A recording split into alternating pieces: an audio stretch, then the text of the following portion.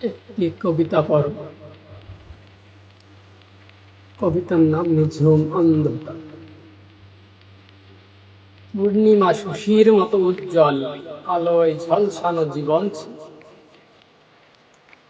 স্বপ্ন ছিল তোমার ছোঁয়ায় আরো উজ্জ্বলতর হবে, কিন্তু বিধিবাম তা হলো না ভাগ্যমন্দ। কপাল করলে যা হবার তাই তাই বুঝি অমানিসা অন্ধকার ছেয়ে গেল। অমাবস্যার মতো ঘন কালো নিঝুম অন্ধকার। অন্ধকার থেকে কিভাবে চলবো আগামী দিনগুলি, সেই ভাবনায় অস্থির দেহ মন। আজ স্বপ্ন আশা মরে গেছে। এইভাবে আলোকিত জীবন আধারে ঢেকে দিবে, তা আমার ভাবনার আশার ঝুলিতে ছিল। হে শ্রেয়সী, চাইনি তো বিনা শ্রমে কষ্ট উপহার, কেন দিলে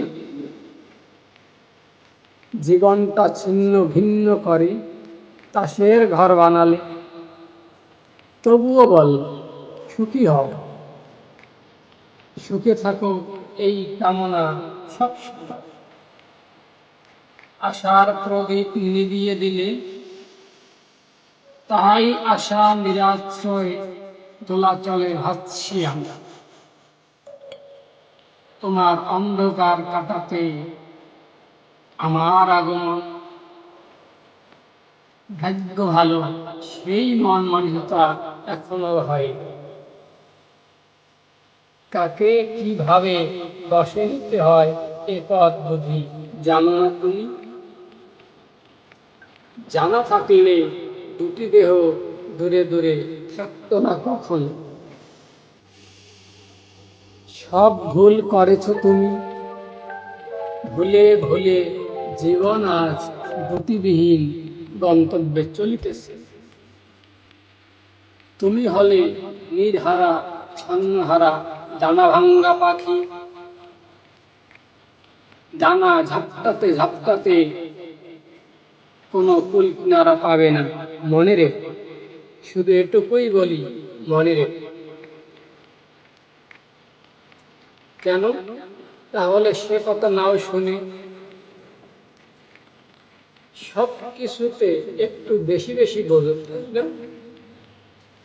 সব বেশি বোঝা প্রতিষ্ঠা সব সময় সফল হয় না। কুফল বয়ে এনেছে দুটি জীবনে, দুটি দেহের, দুটি আত্মার। তাই আজ দুজনে নিঝুম অন্ধকারে নিমজ্জিত।